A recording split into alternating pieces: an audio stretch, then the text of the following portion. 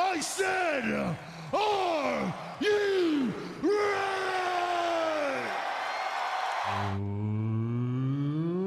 Let's get ready to suck it!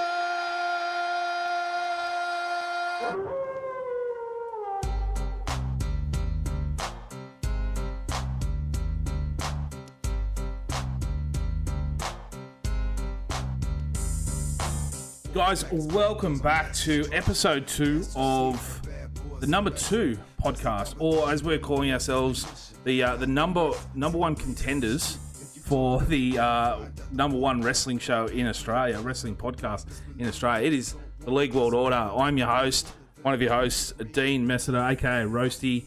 Joining me, as always, Curtis. I need to come up with a nickname for you, Curtis Woodward. How are you, my man?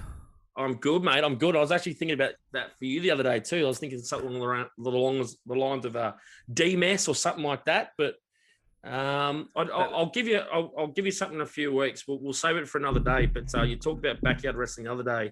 In a few episodes' time, I might reveal my backyard wrestling name from back in the day with the nickname and all the rest. So, I like that. Yeah, excited about the charts. Number 2 on the charts, number 1 in a lot of hearts. And I saw that you tagged in Chris Jericho the other day, the great man, the Lionheart. So hopefully with a little help from the NRL roast and that big audience and people really enjoying the first episode, we can get to number 1. How good. What a debut. It's probably good. the greatest wrestling debut in the history of sports entertainment. Absolutely. But yeah, no, I was quite surprised by that and loved it. I obviously, check it with some of the stuff I do, but I'm just going to see how we went, and to show up as number 2 was quite a great surprise. So thank you to all the listeners that tuned in. Hopefully got a bit of enjoyment out of it. Hopefully we can keep this coming every 2 weeks. So remember, it is every 2 weeks. And if you are listening, head to that the app that you're listening it on. Give us a 5-star rating. Help us go even further. Give us a rating. Give us some nice words, and get us up those charts. But Curtis, mate, how's the last couple of weeks been since we last talked? You enjoyed the footy over the last couple of weeks? I love the football. Absolutely. I love the fact that we have the arm wrestle back in the game, and players and teams are playing for field position now. The 6 again rule is now obviously further down the field, which means that teams are actually having to work to get down the field. And we're seeing a little bit more creativity further. Instead of going down the middle of the field, I think I wrote an article about it the other day, but where second rowers are now having to take some extra yardage. We're seeing the centers back in the game and the fullback actually floating around and linking up wider of the ruck a bit more. But well, to be honest, though, the last couple of weeks since that first episode, a bit of an adrenaline rush. And now I've just got one eye on the game, and there's always in the back of your head something, different ideas that we can do for our shows. So it's kind of changed the way I've looked at the game in the last couple of weeks. But yeah, mate, you're going to the Magic Round on the weekend, I understand. I am, yeah, big time. Yeah, I can't wait. You bastard! I wish I was there. That's why we actually we set a plan. We were going to record on Wednesdays. It's actually Tuesday night here, but this will be out Thursday morning. Hopefully, everyone's listening to it on Thursday morning or Thursday sometime. But yeah, we made the plan to record on Wednesdays, but had to record a little bit early because got a little bit on and getting organised for Magic Round and a few different things. But mate, I can't wait. 8 games, 1 weekend, 3 days. It's going to be, as I steal a quote from the NRL here, unreal.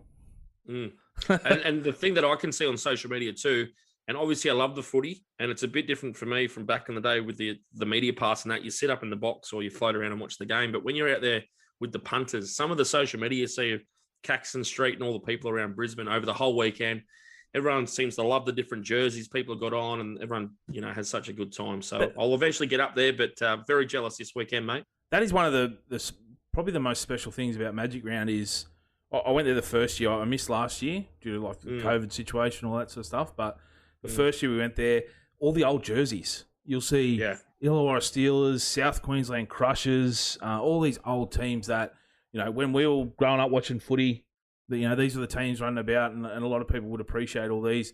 You'll see some new Dolphins gear. You'll see some reserve grade teams, Queensland Cup, New South Wales Cup. It's one of the best things about the whole weekend is interacting with all those people. Everyone's there for the same reason. Even if your team mightn't be playing till Sunday, you're there on Friday night, just enjoying football. So, mate, I'm pumped up for it, big time.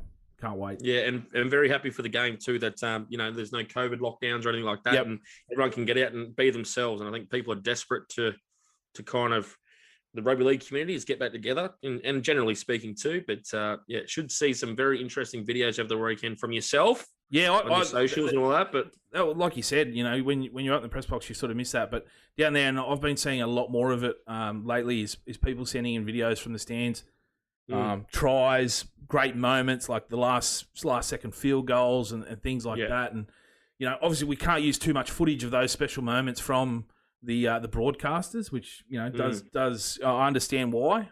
But when we get fans sending that sort of stuff in, it is very special.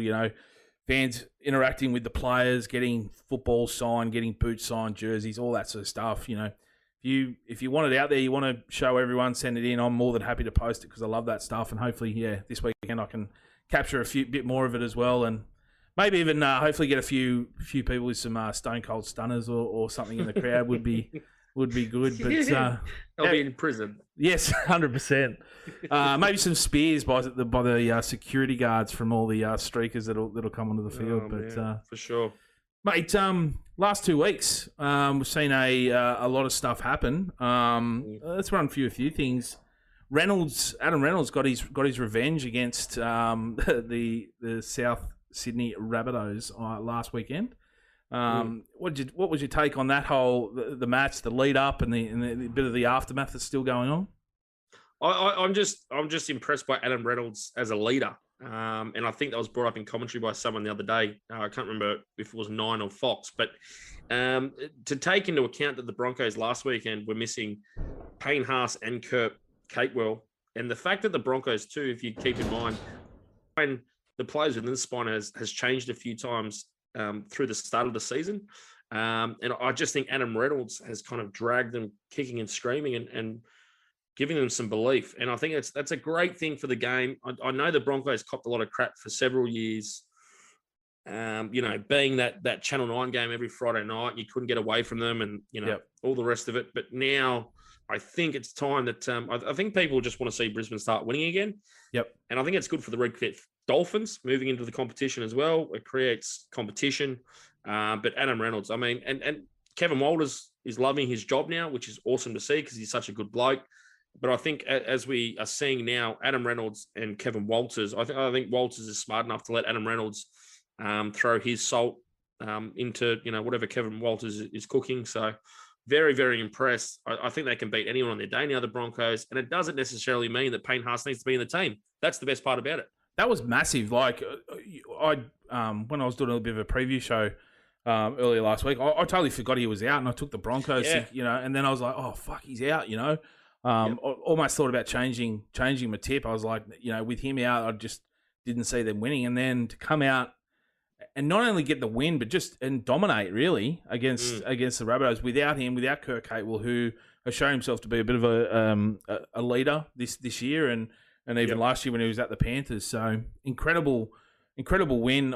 I loved, Adam Reynolds, always liked him at the Rabbitohs. I never really, hated him or anything like that. Probably didn't really, as a Dragons fan, didn't really like the Rabbitohs that much, but I liked Adam Reynolds. And even going to the Brisbane Broncos, you felt like, oh man, I probably should hate him now, like going up there. But I don't know. I just can't seem to still love the bloke. He's just that, funny, laugh. Everyone who you speak to, if you're talking about who's the biggest pest in the group or the funniest in the club, he's up there. He's up there as number one. So yeah, I am loving what they're doing. I love that match. I love the talk up before it and all the the build up. I love that sort of stuff. People go, yeah, it's just a bit of fluff, here and there. They're probably not thinking what they're saying and all that sort of stuff. But I love it, and I love the aftermath of it as well. Oh, and look, one more quick thing about that too, is I know we've got a lot to get through as well, but the Broncos for a long time had an embarrassment of riches when it came to their middle forwards and their guys coming through. Guys like, I'm going to forget people here, David Fafita, Jai Arrow, Tavita Pangai. I think they let Jared Wallace go to the Titans at a point too. They had to let some veterans retire. Parker, Thaiday, Josh Maguire was let go. And I think some credit needs to go to Flegler and Pat Carrigan, a couple of middle forwards of the Broncos. They are legitimate future leaders of the club. And I think last week we really saw what they are capable of. So The Broncos, they've gone through a lot of crap, whether Payne Haas stays at the club or not. If they keep winning, I don't think Broncos fans are going to care if Haas stays or not, because that will clean up some money for someone else. So yeah. As long as these other guys come along, I think people will start to realise that Adam Reynolds, he's a linchpin, but as long as they keep developing these other guys like those middle forwards in Cobbo and Tony Staggs, I think they're in a very, very good spot for the next 5 years. I think I heard someone say that the Broncos have the least experienced forward pack in the comp at the moment, and their most experienced forward is Payne Haas, and he's like 20 years old.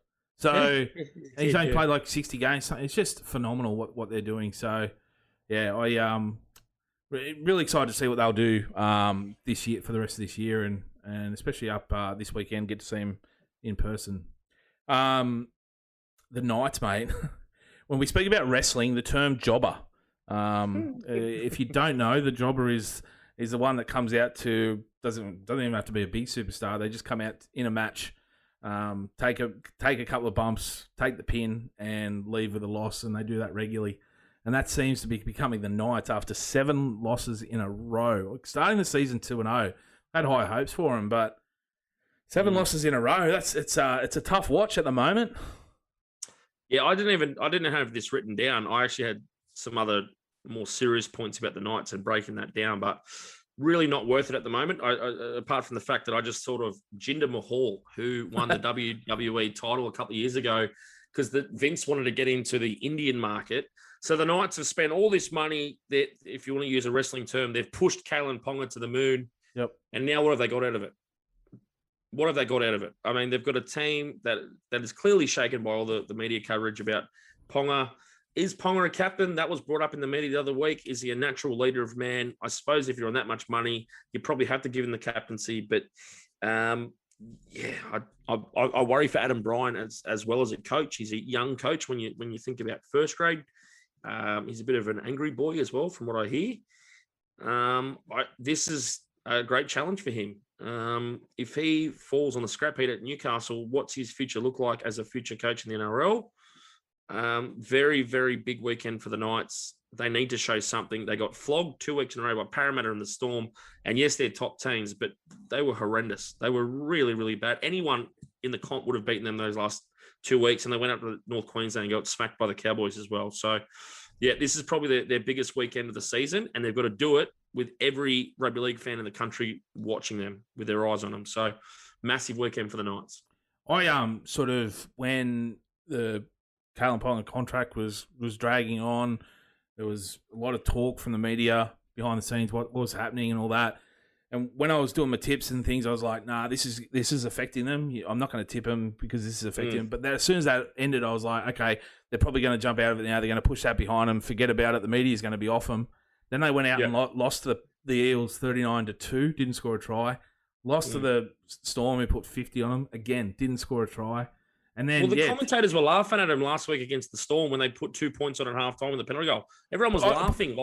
Everyone was laughing, not just the commentator. Everyone, the fans were laughing. It was like, what the fuck are you taking 2? Like, you basically, someone said, I don't know who it was, but they said it was a sign of them just basically giving up.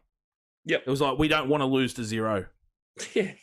And which, if they didn't, they would have. It would have been 50-0, or was it against the Storm that they did that, wasn't it? Yeah, 50-2, I think. So I'm like, I'm off them so bad. I know they're missing, like, Brayley. Brayley's going to come back. They've got some injuries. Tyson Frizzell's out this weekend. But you look at this weekend, they've got the Bulldogs. They have to win that one.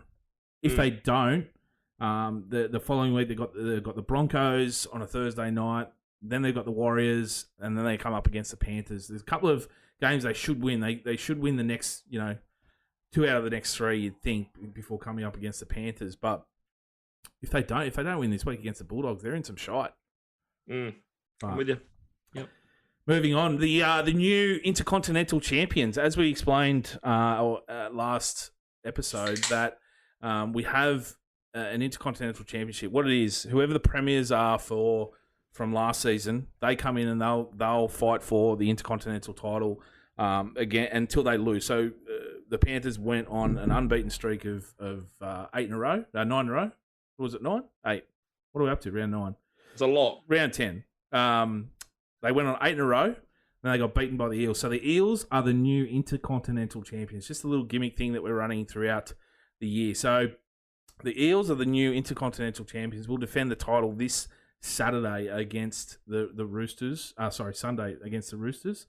Going to be a very interesting match. But the Panthers and the Storm are easily the best sides in the comp at the moment. Would you consider the Eels to be the number one contenders? Do you think they have the best chance to knock off one of those? They've beaten them both this year. When it comes finals time and, grand final, things like that, are they the number one contenders out of the rest that could potentially knock these teams out of the finals? I mean, it is May. So right now, and I'm sure this has been happening for many a season, but yes, right now in May, Parramatta are the next team down from the Storm and the Panthers. But again, it's kind of that asterisk next to Parramatta Eels. And until they get to a grand final, until they actually start putting some wins on the board, consistently over a period of time after a big win like that, they need to come out this weekend. And I think they need to flog the Roosters. I'm talking like a 36-16 or something like that, because the Roosters, I know they put some points on Gold Coast last week, but at the same time, the Titans are really battling as well. So the Eels are going to come out this weekend and say, yep, we're tired, we're sore. That was a huge game. The body contact through the 80 minutes was outstanding. And I don't know if you've seen that Randy Marsh gif when he's in that. Yeah. He's at the computer, but that was bring it on. I can do it all day, sort of thing. Yeah. I didn't hear no bell. But as an old front row mate, I enjoyed that for 80 minutes. But they need to back that up, and that's what good teams do. The best players in the game, we've talked about it for years. Rep season's coming up. You play through injury, you play through pain, and you pick up wins, but you need to be impressive while you do it. So I think they come up against a Roosters side that is ready to be beaten and beaten well. Yep. They need to do it this weekend. I suppose it doesn't help with the Eels. They lost to the Tigers a few weeks ago. Very close match. Great match. They come out and flog the Knights the week after, but then they come up against the Cowboys in, where was it, Darwin? Very warm, very hot. You could, they were sweating their ass off. They only scored that one try, and it was like 35-4 or something like that. So very inconsistent. Like you said, they need to back this big win up with a series of consistent wins. I think they'll be all right this weekend, because if you look at that form guide that you just mentioned, I think it is between the individual players between their ears. Yep. So when you look at the history of Parramatta versus West Tigers on Easter Monday, massive. Parramatta, I don't know what the for and against is or the win-loss record, but they dominate West Tigers, kill them. Then all of a sudden they come up against West Tigers. Maybe they're not there; they're at 80%, right? So they lose there. They lose to the Cowboys in Darwin. That's a game they probably should have won. But then one eye's on the game against Penrith, and they're up for that.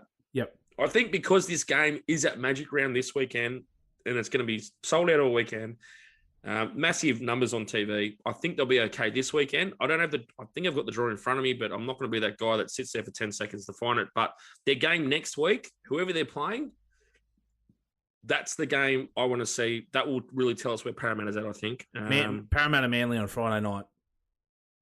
Okay. All right. Well, I think that's a game, the way Manly's going, I think that's a game Parramatta might drop. So if they're up for that game as well, after a good performance this weekend, I will say that Parramatta deserve to be the next team underneath the Storm and the Panthers. I'll tell you one team that's hot on their tail. If it's not the Eels as number one contenders, it is the Sharkies. I think they're hot, and we're going to move into them right now. That 10-minute period, the Sharkies were 11 against 13, was just massive. It was a dig in for your mate sort of effort for 10 minutes, and they did it. They didn't let in any tries. They sort of dominated, really. They I think were the only team that got a repeat set in that period. They both teams gave away 7 tackle sets. They had plenty of opportunities against the line. But it was just mental, and I sort of want to say this is their breakout moment, like their, if you remember the Stone Cold moment of the King of the Ring '96, where he comes out and cuts his promo against Jake the Snake. I really feel like that's their moment where I hate the Sharks, right, as a Dragons fan. Okay, yeah, but I watch that and I have to appreciate them. You have to appreciate that team where they're just digging in and it's gritty. I know it's against the Warriors, but that was mental. Like 11 against 13, and not to concede a point, and to not just not concede a point, have the Warriors attacking your line, not not let in anything, not letting a line break. I think they only had a couple of tackle breaks, but then to go back up the other end and pressure their team. So I just think it was a massive effort. Yeah, look, you talk about breakout moments. I thought they had a breakout moment a couple of weeks ago in their first half against Manly, and I thought, here we go. That's the real contender for the top two teams. Then they died the arse the second half and then dropped the next game to the Broncos. So I think in that 3-week period for the Sharks, I think it says more about the Broncos and where the Broncos are at. Yep. So the Sharks, that first half, they put on 32 points, I think, or something at halftime. They blew the Manly away, came out in the second half and let Manly back into the game. They went up to Suncorp, and I think everyone in their dog tipped the Sharks, and the Broncos got up. And then they come back again, and again, the Warriors, like, they are so bad right now. And I feel sorry for them because they need to get home. They need to get home to New Zealand and play some footy at home with their family and their friends.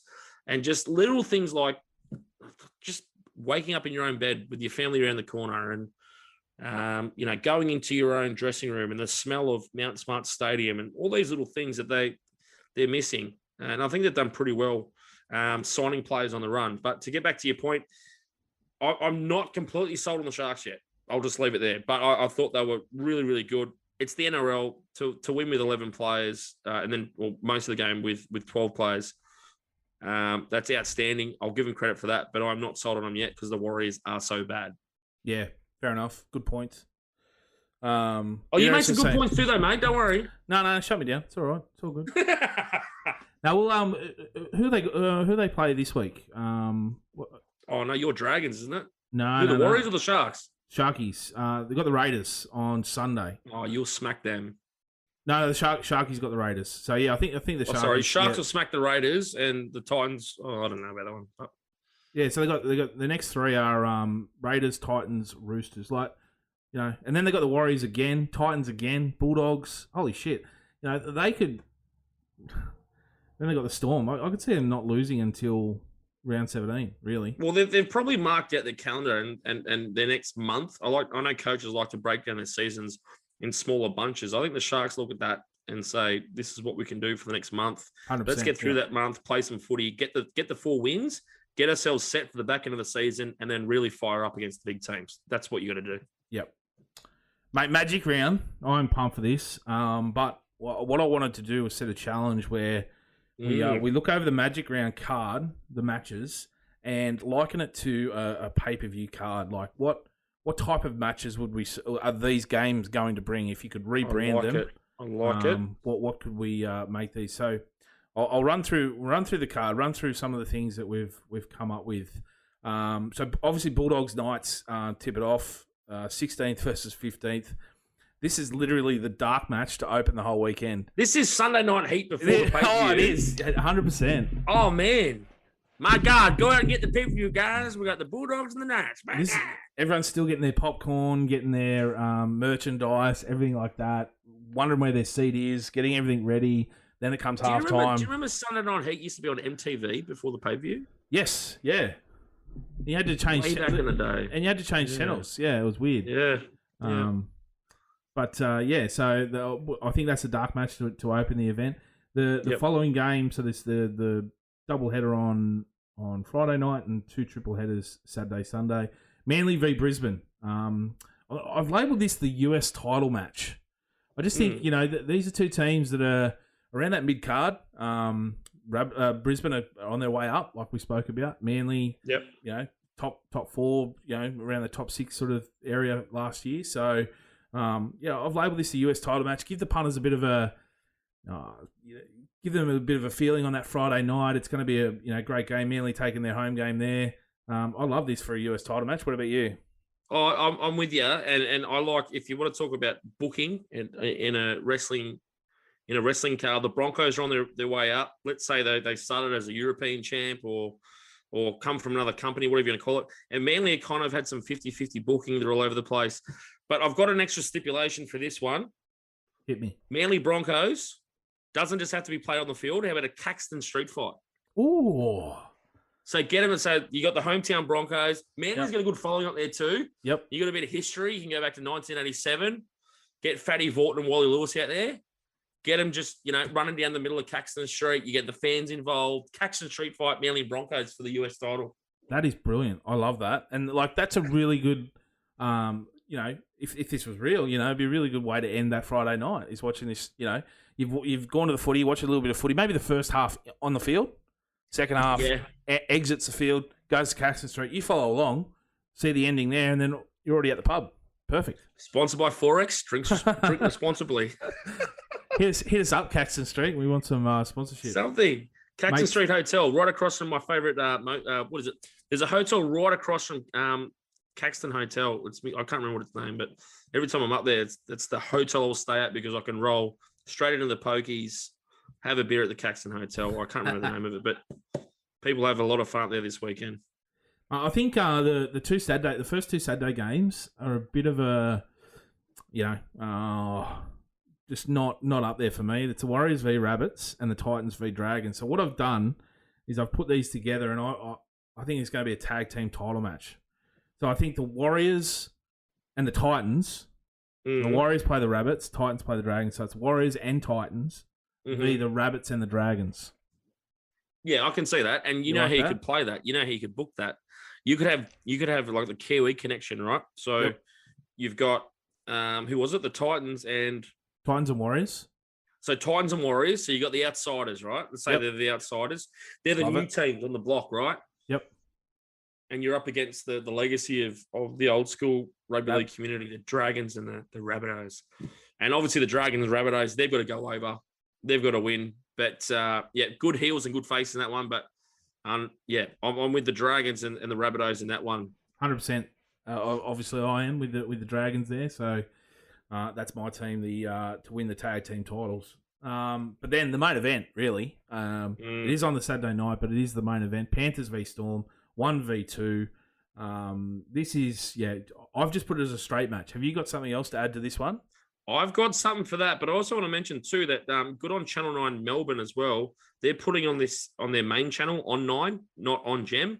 So that's going to be awesome, particularly as I think the AFL have the Swans and Bombers have their main game, that game on their main channel in Sydney as well. So very interesting ratings wise. What happens here? I suspect that'll just be New South Wales, Queensland get massive ratings for rugby league and. But good to see Channel 9 Melbourne doing that for the Storm. I've got this. This is how good these two teams are. Ironman match. Instead of an 80-minute game, it's an 160-minute Ironman match, 80-minute halves. Yeah. There could be some deaths, but just let them play.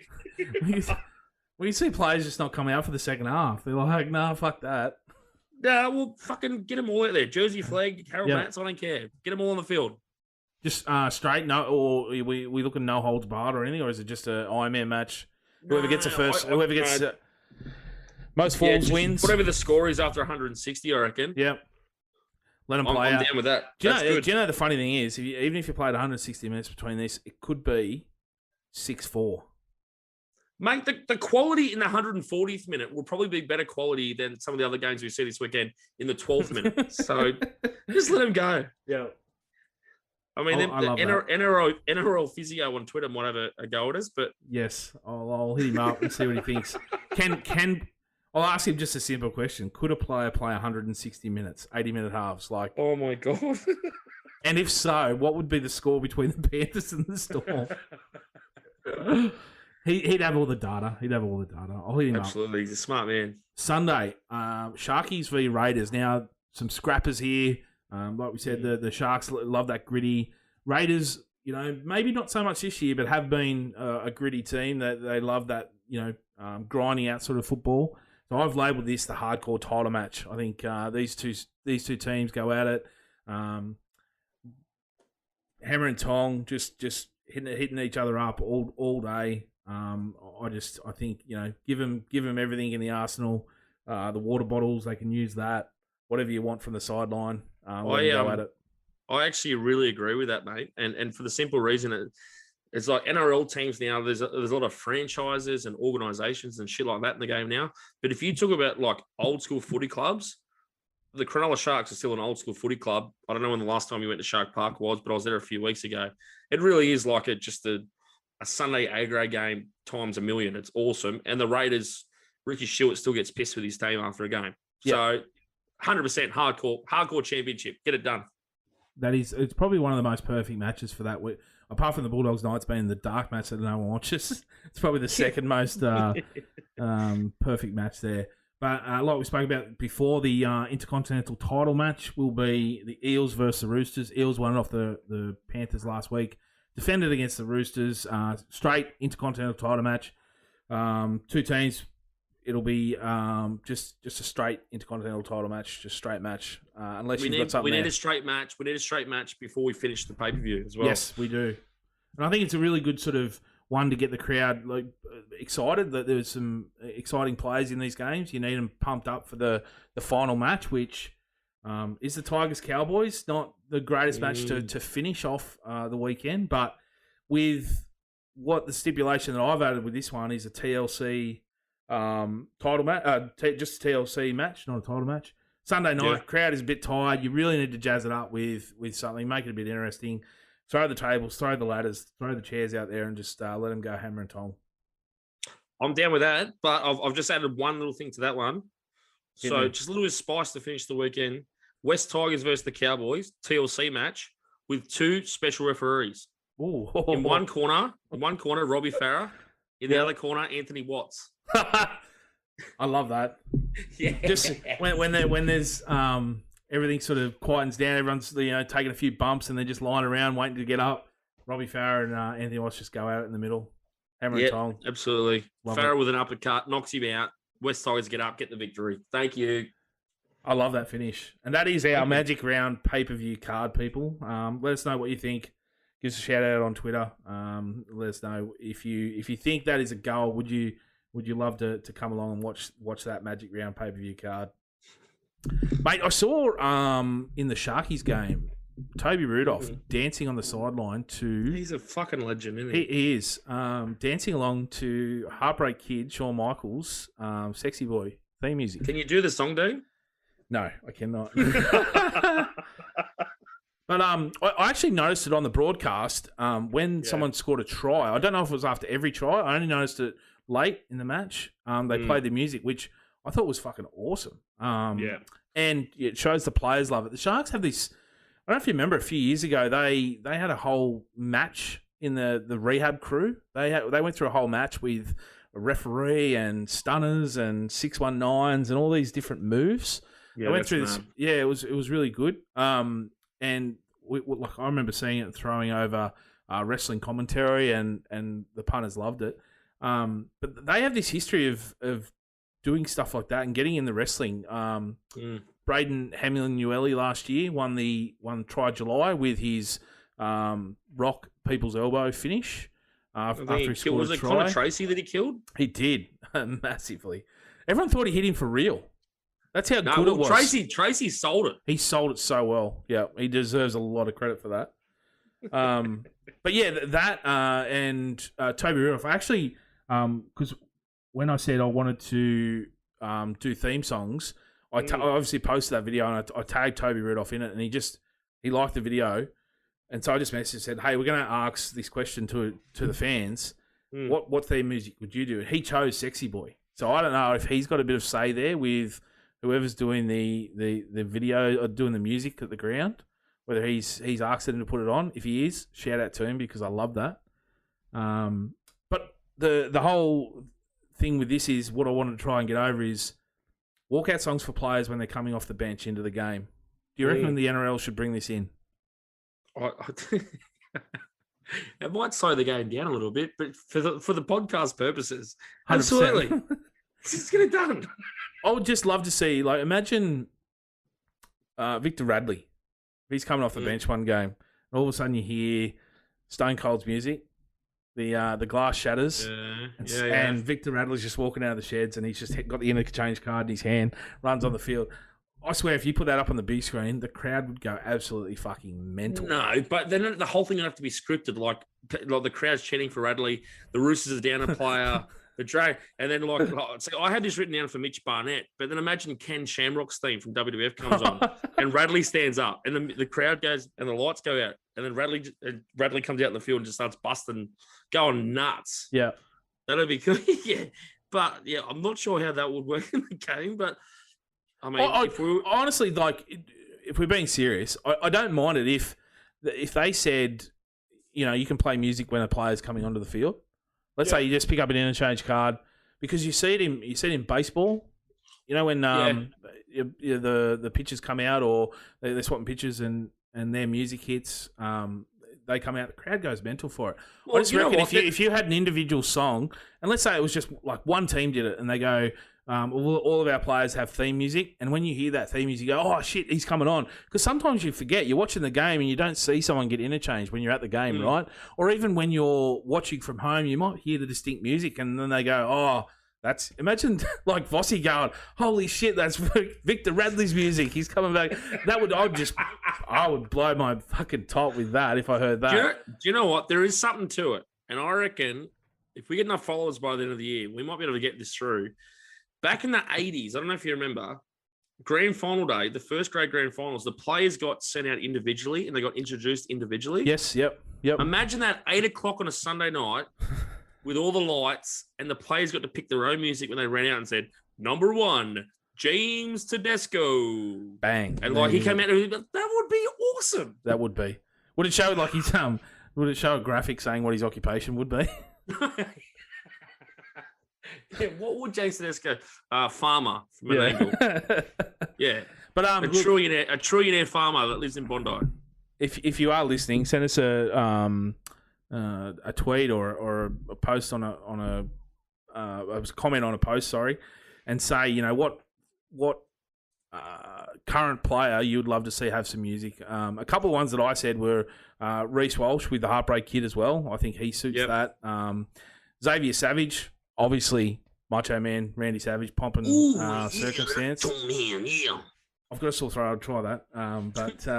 But here, a couple of suggestions from the followers as well. From Shay O'Neill, 18. RC, so Regan Campbell Gillard with Smoke and Mirrors. Don't mind that.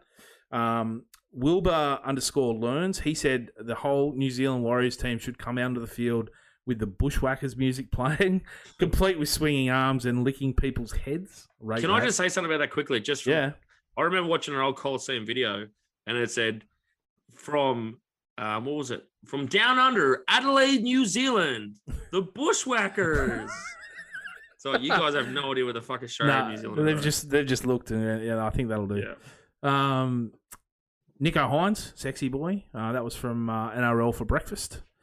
Footy Dad 69. He wrote Dale Finucane, the way he sprints on the field, got to be Ultimate Warrior, which I've been posting the video the last couple of weeks. It is going bonkers. Love that because he does. He just fucking runs full pelt. He doesn't stop, and it reminds me of Ultimate Warrior. Like remember him? His music hit. He just run to the fuck. He's losing his voice too. He's starting to sound like the Warrior in promos as well. Yeah. And the other one was Blake Austin, obviously Stone Cold Steve Austin. Makes sense. Imagine if he came back and hit that music. That would be mental. That was from Dean K88. I think that's... I've got a couple for you. Go, hit me. All right. So this first one needs a bit of explaining, but I think before we went on air, this is the one I was talking about that I should have inboxed you about and said, mate, get this video done.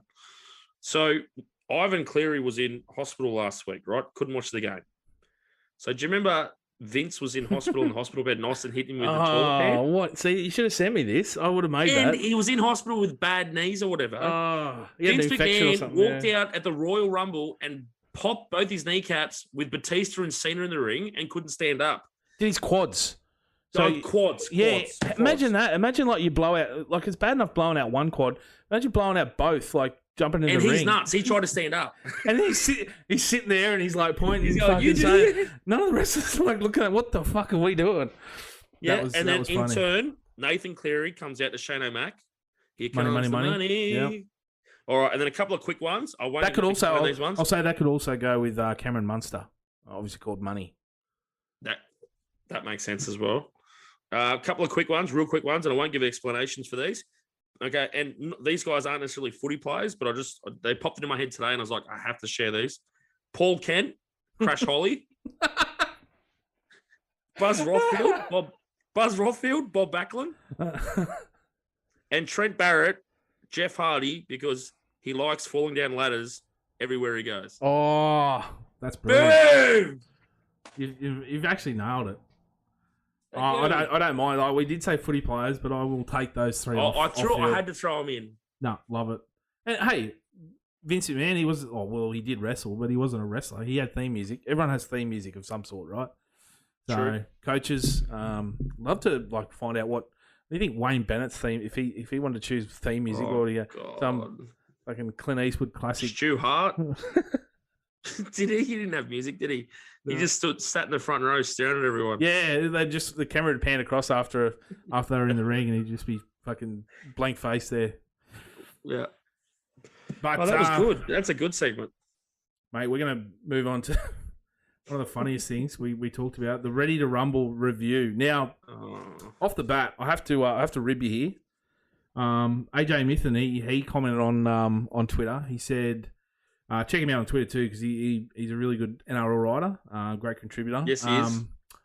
He pointed out when you said you were watching this for the first time, how have you never seen this movie? And you know what's funny enough? In the first episode, I said I was a big WCW fan. I don't know.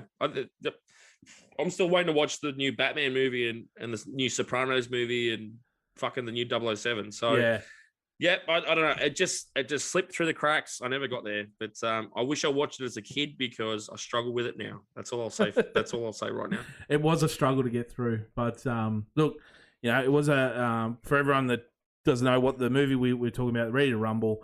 The cast, some of the stars of these movies, there was former WCW heavyweight champion David Arquette. We're going to touch on that later. Love it. Scott, son of James Caan, Oliver Platt, Rose McGowan, Joe Pantoliano. Now, Mike Lowry's boss. Yes, yeah. And I forget the character's name, but he was in The Sopranos as well. Really good actor. He was the sex fiend. Yes, yeah. And check him out. Martin Landau, one of the old dude, and a host of WCW wrestlers and personalities. A classic good guy gets screwed and then comes back for redemption story. Now, mate, I don't know if the finger in the butt joke at the very start sets the tone for this movie, because it was a bit of a shit stain. If that didn't set it, it's probably the scene where they're eating takeaway burgers on the back of their shit collecting truck with dripping diarrhea out the back. It is a bit of a shit show, to be honest, but it is, I don't know, it's fun as well. Like, there are some funny bits and there's some funny quotes. You know what? You kind of got a lot of my points in a nutshell. I actually wrote 2 pages of notes on this movie, but that's about 1.5 pages too much, mate. Yeah. But if you saw my tweet last night, I said I'd started watching the movie. I actually turned it off halfway through and said that's it for me. Really? Couldn't get through it? No, I stopped halfway and then I turned it back on today, and I'm glad I did, because the first half of the movie, where it's just about these 2 dickheads, I couldn't get there, right? But the second half, the production value, the soundtrack was really good, and I found myself a couple of times at the back end when the wrestlers were involved at the shows and stuff. I actually found myself laughing out loud at it. Like, it's silly, it's stupid, but I actually had a couple of laughs. You talk about the start of the movie. The thing that got me in the first scene at the convenience store was when I didn't know it was David Arquette's cop father that pulls up Scott Caan and puts him over the bonnet and fills up his nuts for a couple of seconds. Yeah. Like, full on grabs his balls. Well, what have we got here? They're my nuts. If that was my best mate's dad filling me up for no reason, I'd probably flog him. But, and the other thing that I noticed too, like AJ Mithen said, is that how have you not watched this movie? So I grew up watching some, good movies, bad movies. I grew up watching Oliver Platt as a fairly respectable actor, right? And I didn't know he was in this movie. So, and he's had a really good body of work through the years. And all of a sudden, this Curtis Woodward lookalike is standing next to Diamond Dallas Page and Goldberg and Sting and Sid Vicious and all these other fuckers. At the start, in the first half of the movie, like I said, it didn't make sense to me and he looked like an idiot. But the second half, it got funnier. His lines got funnier. And it was kind of at the end, it was like, all right, he's one of the underdogs with the rest of them. And you kind of forget about his physique and the fact that I think it was Chris Kanyon done all the stunt work for him as well. I think the movie actually got a lot better than what I'd give it credit for. I actually found myself smiling or laughing a lot in the last 40 minutes. I thought it was a lot better than the start. Like you said, all the shit at the start, it just took a long time to get to where it was supposed to go. Honestly, promising start with Macho Man Randy Savage, a little cameo match at the very beginning got me up and about. But yeah, I am with you. It does the start. If you can get through the first sort of 40, 45 minutes and then follow along after that, it is respectable, I suppose. But yeah, it's not the greatest. It's not one that you're gonna. If you go in with the expectation that it's a fucking shithouse movie, you're probably gonna get some laughs out of it. Don't go in thinking it's gonna think that you're gonna be a huge wrestling fan afterwards because you watch this movie. It's do you know what the other thing that freaked me out too, Dean, was? So I'm a big fan of the Scream franchise. Yep. And if you remember, and so I'm watching Sheriff Dewey, Deputy Dewey, right? Deputy Dewey. His sister in the first Scream is Tatum, aka Rose McGowan. Yes. It's a little bit weird for me saying Dewey banging his sister. Correct. It was because that was strange for me as well. Well, Scream, it would have been around the same time, like within a few years, wouldn't it? 3 years later, I think. Okay.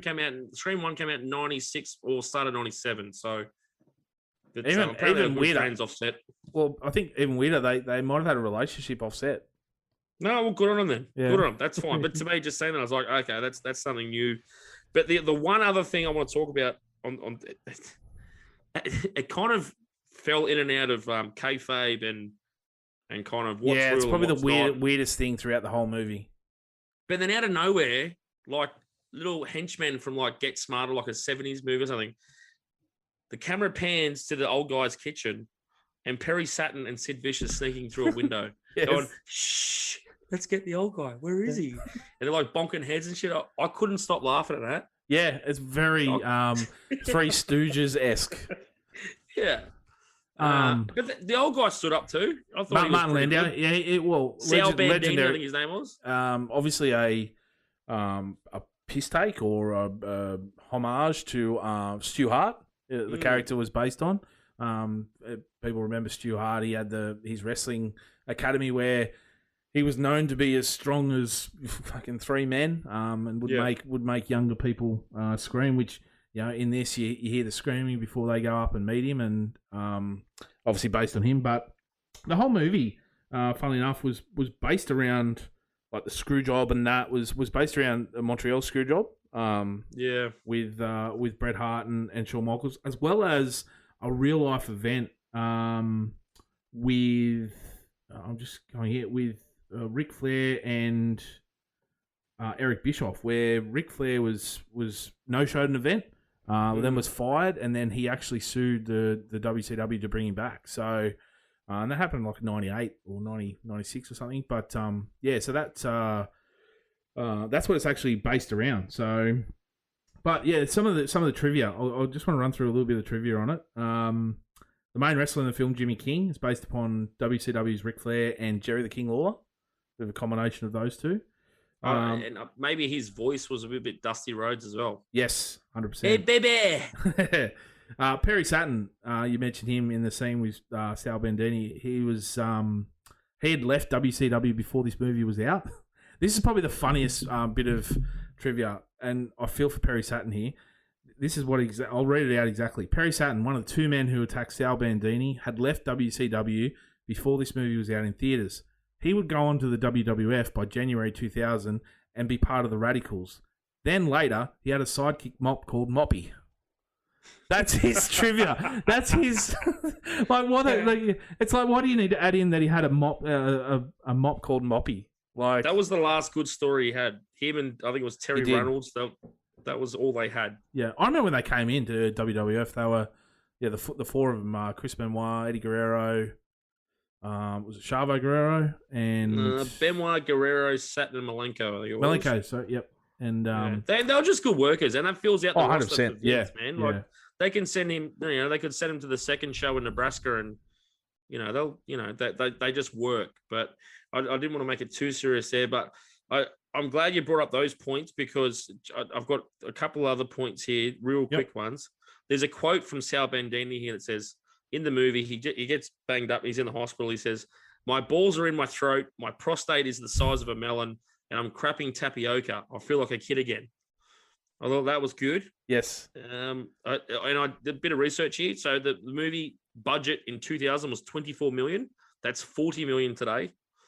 And Wow, they that is a lot of money. Yeah, and they didn't make back half of that when it came out. The last big laugh I got in the movie was Goldberg trying to rip the cage down with his bare hands, and for no reason whatsoever, David Arquette comes out, jumps through on a motorbike, dressed as a copper. I thought that was pretty funny. Yep. Best cameo goes to Sting. He just popped up into the movie. The main bad guy is saying, "Look, you're on our team tonight." Doesn't say a word, bit like Batman kind of thing. And then he swings out on a rope, and he takes out DDP, and then he says, "Jimmy King's all right by me," and that's the only thing he says in the movie. One line. Oh, that was cool. Yeah. It's sorry, there's one more. Goldberg at the end of the movie at the convenience store in complete wrestling attire. Oh yes, I saw. You're like, they just don't walk around in wrestling gear all the time, right? Like, chuck him in some jeans and a fucking t-shirt for fuck. Even during the movie when he's at the gym, like he's in gym gear. Like, surely when he's at a convenience store, he's not wearing fucking pads. No, I liked it. I didn't mind it. I thought I was prepared to hate the whole thing. The first half was shithouse. Yep. Second half was very entertaining. Just a bit more trivia. The part where Jimmy King is portrayed by his own son Frankie. It's based on a real similar storyline with Ric Flair and his oldest son, David. You might remember that in WCW.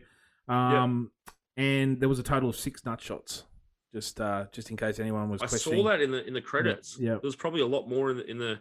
But that Frankie King... Yeah. That Frankie King, in real life, that's David Arquette's real dad. Real dad? Real dad in real life. And apparently he's a bit of a legend in Hollywood too, but I didn't look him up. But now, did you pick John Cena's cameo?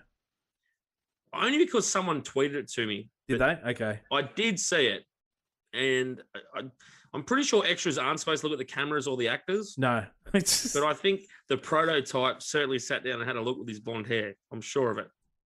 And if we all know how John Cena started, that's he doesn't take direction too well. So no.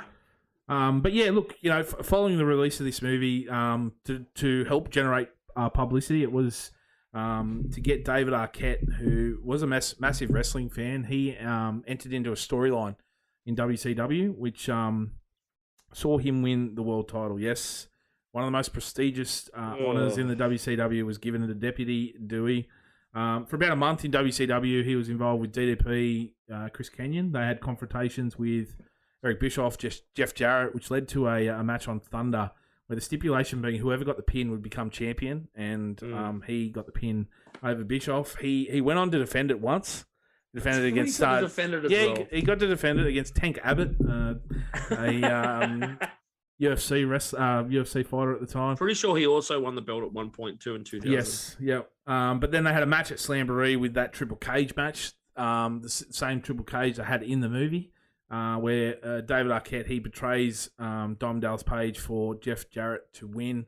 It basically ruined David Arquette. He was almost gone from Hollywood after, and it pretty much, they say it was the final coffin in WCW, giving him the championship in there. I think maybe 6 months later, Vince Russo, he booked himself to win the WCW title, which would be considered another nail. But it wasn't a great time, especially in an era where WCW was starting to go down in the ratings and WWE was starting to take over.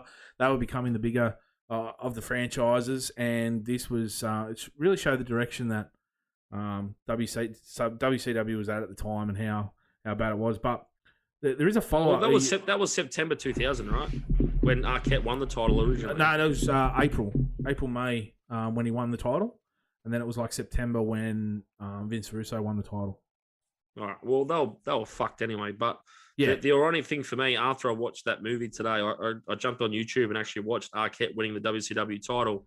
Ironically, his theme music was "We're Not Going to Take It." And as he's raising his hand, the referee's raising his hand, there's beer cans being thrown into the crowd.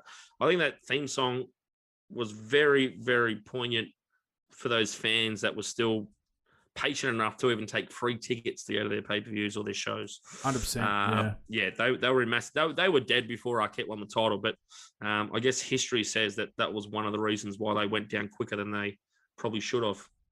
There is a bit of a follow-up. There is a movie or documentary David Arquette brought out saying you cannot kill David Arquette. That's my request. Are you for real? That's good. That's my movie review for the next one. Let's do it. That's amazing. Yeah. Well, obviously, I probably can't. You know, I did say that it ruined Arquette, and I sort of wanted to follow up to say if anyone wants to, you know, has watched the movie and wasn't around watching wrestling at the time, you want to get a little bit of a thing about it. There is a documentary, You Cannot Kill David Arquette. The good thing is, I've never seen it. Neither do I. I knew it was out. I knew it was there. I knew about it, but I hadn't seen it, and so that's good. I'll sit down and watch that, and we'll review that for the next one. I don't know if you've got Stan, but it's on Stan for people out there. Yep. And from what I can see, it's got 84% on Rotten Tomatoes, which is pretty bloody good. There you go. But yeah, so that is ready to rumble for all the fans. Hopefully, we haven't ruined it for you. How many stars do you give it, Dean? Well, actually, how about this? I was going to give it some footies. We're doing wrestling movies. How many footies out of 5? Look, to be honest, it's like we said. It's as an overall movie, it's not going to win any Oscars. Is it fun? Yep. Could you sit there and watch it a couple of times? I think I could.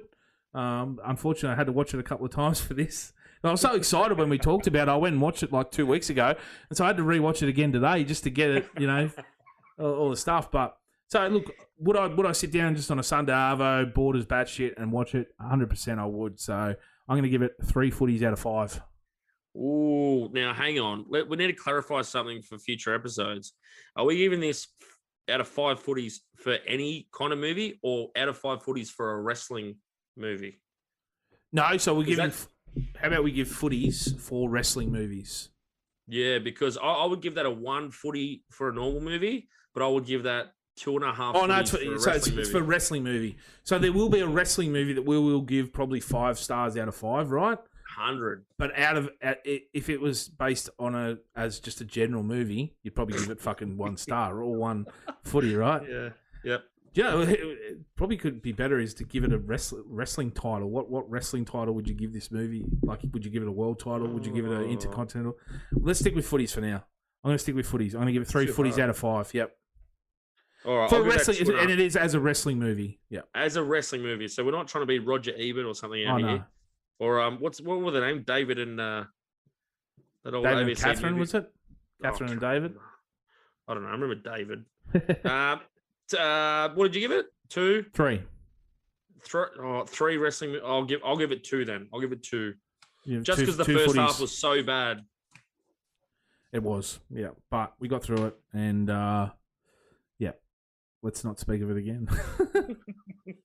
Yeah, one weird thing I thought was, you know, when they go up and meet the Shermanator, but Yes. he's playing the video game, and they go, "Do you know where he lives?" He goes, "Yeah, I can get on the computer." And I go, "Okay, let's go." And they just go back to his house.